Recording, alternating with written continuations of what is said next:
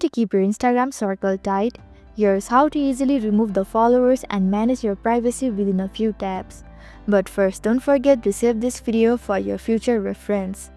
Hello everyone, I'm Jasmine from Take My Life, and today I'll walk you through the process of how to remove followers on Instagram.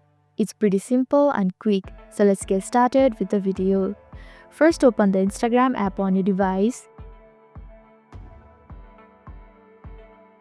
and make sure you are logged in. Tap the profile icon at the bottom right to access your profile page. Tap on the followers number at the top of your profile, right next to the following count. This will open the full list of followers. Use the search bar at the top to quickly locate the followers, or scroll through the list to find the person. Keep in mind, removing a followers doesn't notify them. It just quietly removes them from your follower list. Next to their name, there is a cross icon.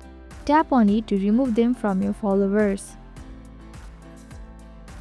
Instagram will ask you to confirm. Tap remove, and the follower is gone. The person is no longer following you.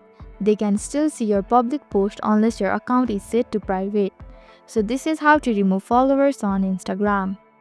Thank you for watching Take My Life. I hope this video was helpful.